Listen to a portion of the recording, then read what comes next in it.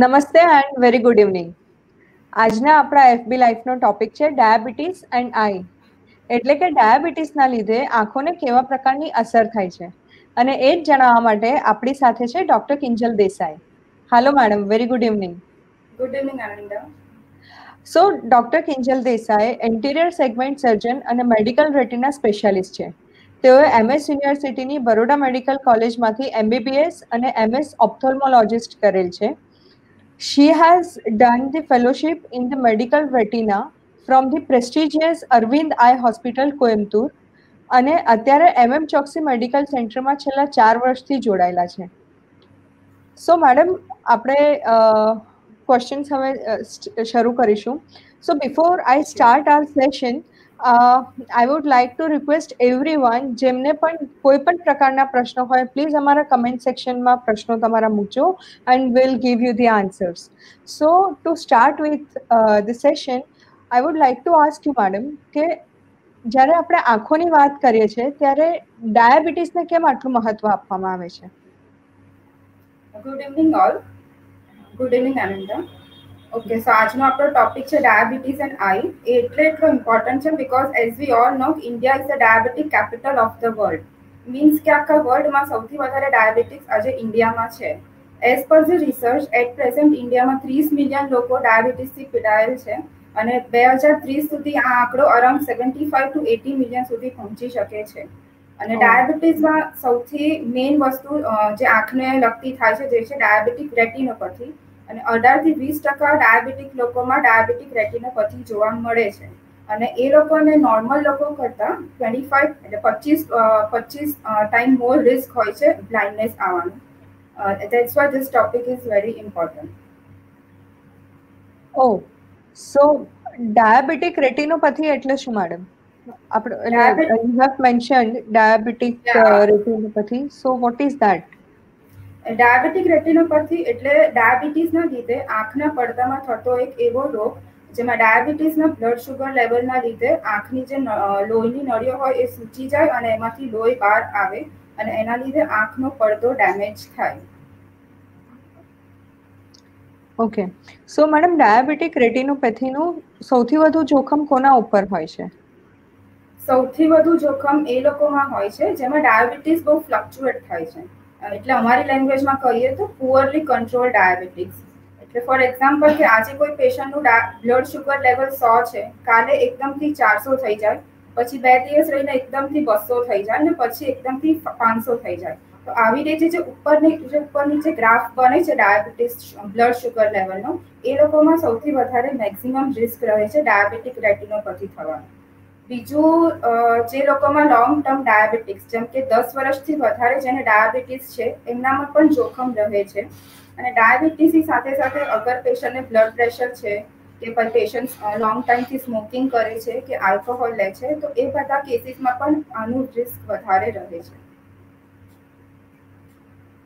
Okay, સો madam diabetic રેટિનોપેથીના લક્ષણો શું હોય છે? લક્ષણ અર્લી સ્ટેજમાં આના કોઈ લક્ષણ નથી હોતા અને એટલે જ એ સૌથી વધારે નુકસાનકારક એ સ્ટેજમાં હોય છે. બીકોઝ પેશન્ટને ખ્યાલ જ ના આવે કે એમને આંખમાં કઈ ચેન્જીસ થઈ રહ્યા છે ડાયાબિટીસના લીધે, અનલેસ એન્ડ અનટિલ એ લોકો ડોક્ટર પાસે જઈને ચેક કરાવે. એટલે આ તમે પૂછ્યું એટલે હું કહું છું કે રૂટીનલી અમે જ્યારે ઓપીડીમાં પેશન્ટ્સ જોતા હોઈએ છીએ ત્યારે આંખની તકલીફ સાથે સાથે અમે એમને મેઇન ક્વેશ્ચન એ પણ પૂછીએ છીએ દરેક પેશન્ટને કે એમને ડાયાબિટીસ છે કે નહીં. તો અગર પેશન્ટ હા કે એમને ડાયાબિટીસ છે તો પછી અમે એમને સમજાવીએ કે આંખનો પડદો ચેક કરવો જરૂરી છે. જ્યારે અમે એમને એવું કહીએ ત્યારે મોસ્ટ કોમન આન્સર અમને સામેથી સાંભળવા મળે છે એવું જ હોય છે કે ના, મને તો કોઈ તકલીફ નથી, મારો ડાયાબિટીસ એકદમ કંટ્રોલમાં રહે છે. એટલે તે વખતે પેશન્ટને સમજાવવું બહુ મુશ્કેલ થઈ જાય છે કે અત્યારે ભલે કોઈ તકલીફ નથી, પણ જો ડાયાબિટીસના લીધે આંખના પડદામાં કોઈ ચેન્જીસ શરૂ થયા હશે તો અત્યારે એમને ખ્યાલ નહીં જ આવે. એ ખાલી ને ખાલી આંખનો પડદો ચેક કરવાથી જ ખબર પડતી હોય છે. એટલે અર્લી સ્ટેજમાં લગભગ કોઈ લક્ષણ નથી હોતા. હા, જ્યારે ડાયાબિટીસ રેટિનોપેથી આગળ પ્રોગ્રેસ થઈ જાય છે એટલે અમે લેટ સ્ટેજ કહીએ છીએ, તો ત્યારે પેશન્ટને ઝાંખું દેખાવું, આંખની સામે જીવડા ઉડતા હોય જેને કે ફ્લોટર્સ કહેવાય, એવી તકલીફ થઈ શકે છે કે પછી અચાનક આંખના પડદામાં લોહી આવવાથી જેને અમે વિટ્રિયસ હેમરેજ કહીએ છીએ, તો એ કન્ડિશનમાં પેશન્ટને એકદમથી ટોટલ દેખાવાનું બંધ થઈ જાય. ઓકે. સો મેડમ એના માટે આપણા પાસે કેવા પ્રકારની સારવાર ઉપલબ્ધ છે? એના સૌથી પહેલી વસ્તુ તો એ જ છે કે આપણે એને પ્રિવેન્ટ કરીએ, મતલબ કે આગળ વધવા જ ના દઈએ. તો એ ખાલી ને ખાલી રેગ્યુલર ચેકઅપથી જ અને કંટ્રોલ બ્લડ શુગર લેવલથી જ શક્ય છે. પણ જો એકવાર ડાયાબિટીક રેટિનોપેથી થઈ ગઈ આગળના સ્ટેજમાં, તો એની માટે અલગ અલગ ટ્રીટમેન્ટ ઓપ્શન્સ હોય છે, જે ડિપેન્ડ કરે છે કે કયું સ્ટેજ છે. એક છે કે જો પાછળ આંખના પડદામાં સોજો હોય તો આપણે આંખના પડદામાં ભારે ઇન્જેક્શન લેવા પડે. બીજું છે કે ઇન્જેક્શન લીધા પછી જો આંખમાં બ્લીડિંગ કે એવું કંઈ થતું હોય તો લેઝર કરીને જ્યાંથી બ્લીડ થતું હોય એ જગ્યાને બંધ કરવી પડે, નહીં તો વારંવાર બ્લીડિંગના લીધે આંખનો પડદો ખસી શકે છે. ઓકે. ઓકે. સો મેડમ એનાથી સંભવિત જોખમો કયા હોય છે અને એની સામે એની મુશ્કેલીઓ શું હોય છે?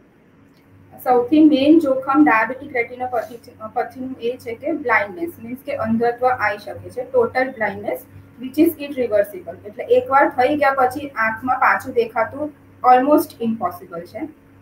અને અર્લી સ્ટેજમાં હશે ડાયાબિટીક રેટિનોપેથી તો પણ એમાં અમુક વાર પેશન્ટને ડે ટુ ડે એક્ટિવિટીઝમાં તકલીફ પડી શકે છે.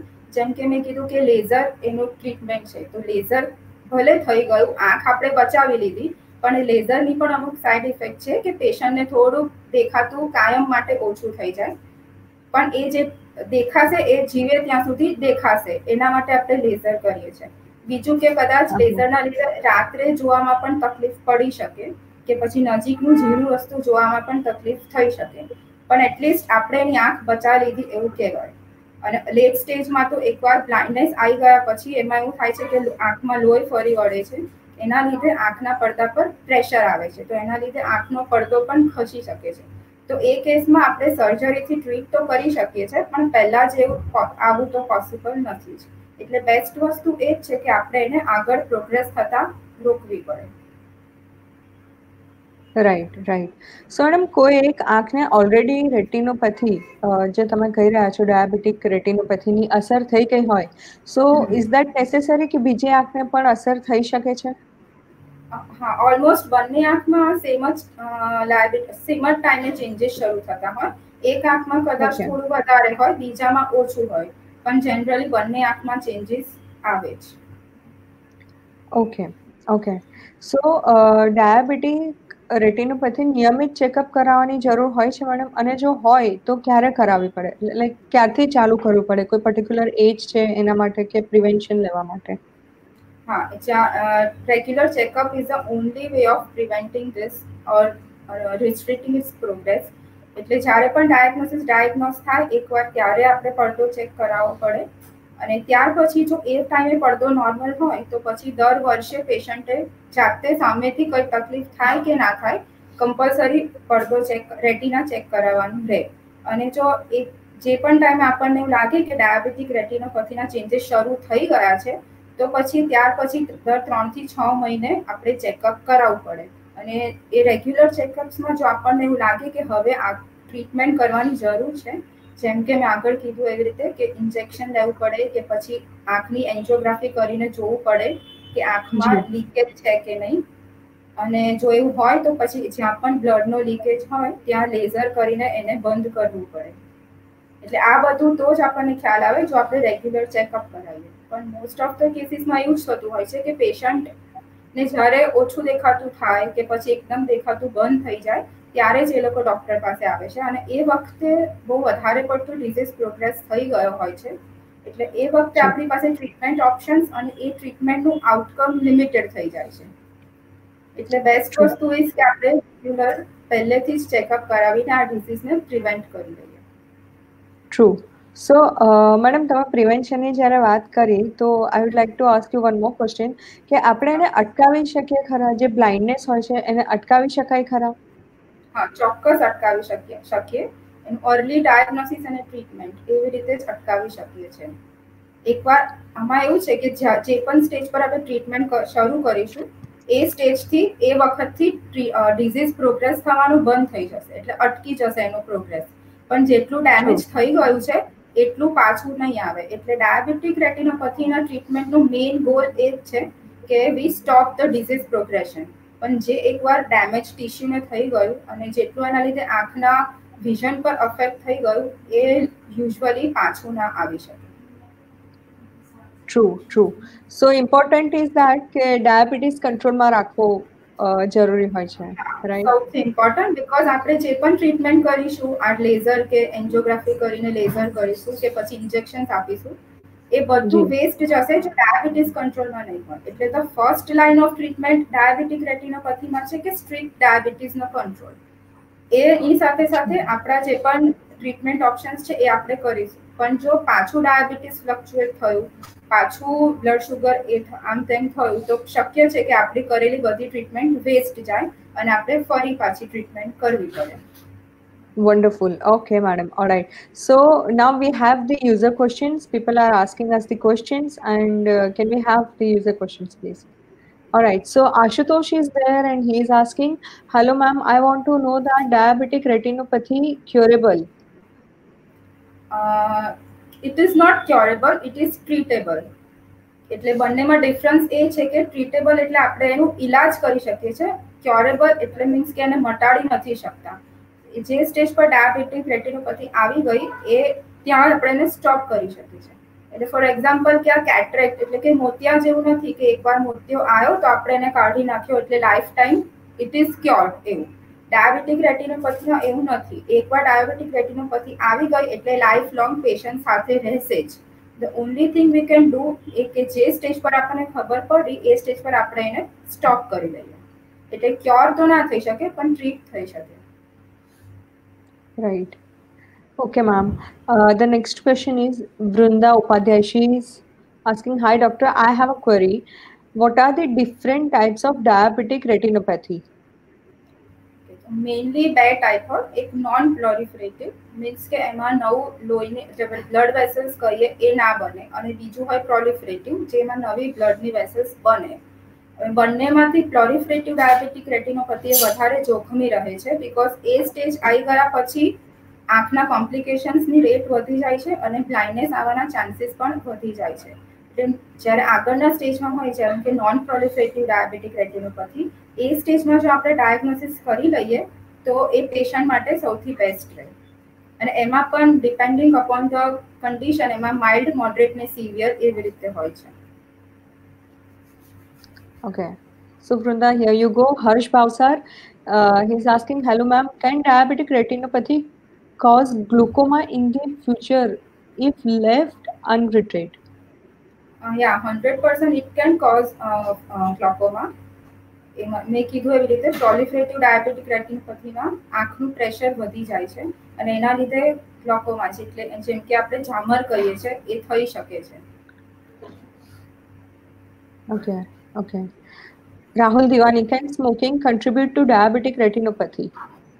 સ્મોકિંગના લીધે મેં આગળ કીધું એવી રીતે smoking is one of the risk factor for diabetic retinopathy, because સ્મોકિંગના લીધે પણ આંખની જે લોહીની નળીઓ હોય છે એમાં સોજો આવે છે, ઇન્ફ્લેમેશન થાય છે અને એના લીધે બ્લીડિંગ થાય છે. અને ડાયાબિટીક રેટિનોપેથીમાં પણ સેમ જ વસ્તુ થાય છે.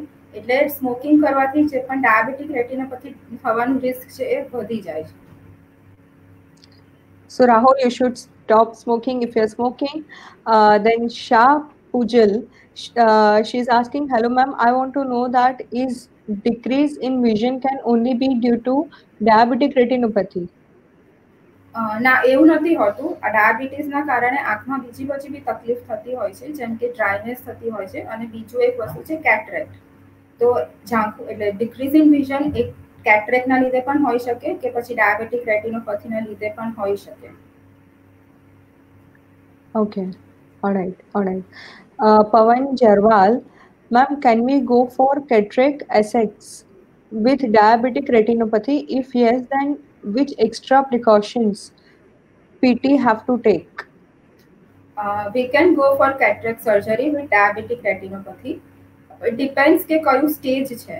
જો માઇલ્ડ કે મોડરેટ સ્ટેજ હોય તો we can remove the cataract અને એના પછી we can treat the diabetic retinopathy. વધારે આગળનું સ્ટેજ હોય તો યુઝ્યુઅલી સર્જરી પહેલા અમે આંખમાં એક ઇન્જેક્શન આપતા હોઈએ છીએ, ઇન્ટ્રાવિટ્રિયલ ઇન્જેક્શન્સ. So એના લીધે the inflammation in the eye settles down and after that we can do the cataract surgery. અને after cataract surgery we can go for angiography અને જોઈ શકીએ કે આંખમાં લેઝરની જરૂર છે કે નહીં. અને એક્સ્ટ્રા પ્રિકોશનમાં તો મેઇન વસ્તુ મેં આગળ કીધી એવી રીતે strict diabetes control is the main precaution to be taken along with કે આગળ આપણે ઇન્જેક્શન આપવું છે કે નહીં. True, true. All right. The next question is from Manan Shah. He is asking, is angiography a risky procedure, Dr. Kinjal?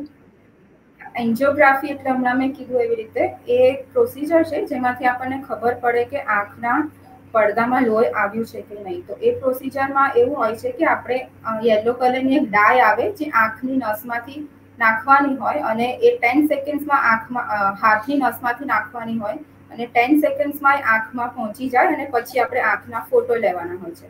અમુક વાર એવું બનતું હોય છે કે આ ડાયના લીધે રિએક્શન આવે, પણ એના માટે આપણે ઓલવેઝ આ પ્રોસિજર એનેસ્થેટિસ્ટ ડોક્ટરની પ્રેઝન્સમાં જ કરવાનું હોય, એટલે એટલું રિસ્ક ના હોય, એ સેફ જ હોય. પહેલા એમાં એક થોડી ટેસ્ટ ડોઝ આપી દે ડાયનો અને પછી we do the procedure. Right, Manan. So here you go. Again, Pawan is asking, how much is the cost of laser treatment and intravitreal injections? Intravitreal injections are costly, mainly around 10 to 30,000. And cost of laser depends upon કે how many sittings are required. એટલે અમુક પેશન્ટને એક જ sitting જોઈએ, અમુક પેશન્ટ્સને 2 જોઈએ, અમુક પેશન્ટ્સને 4 સિટિંગ્સ પણ જોઈએ. તો it depends overall on the patient profile and the stage of diabetic retinopathy. And intravitreal injectionsમાં પણ it depends કે એક ઇન્જેક્શનથી ક્યોર થઈ જશે એવું બિલકુલ નથી હોતું. મિનિમમ 3 ઇન્જેક્શન્સ તો જોઈએ જ છે અને 3 injections at the interval of 1 month. અને 3 ઇન્જેક્શન લીધા પછી પણ શ્યોર તો નથી જ હોતું કે કેટલું ઓછું થશે.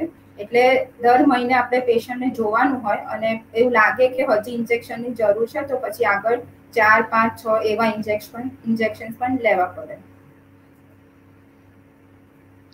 All right, ma'am. So we are done with the questions. And guys, if you have any questions, if you have any query regarding this, so please, કોઈ પણ જે પણ સવાલ હોય, તમને કંઈક પણ પૂછવું હોય, પ્લીઝ કમેન્ટ સેક્શનમાં તમે ક્વેશ્ચન્સ કરી શકો છો after this session as well, and we'll get back to your answers. And madam, it was a wonderful session. Thank you so much for being with us, ma'am. Thank you. Thank you. Thank you, ma'am. Yeah, thank you.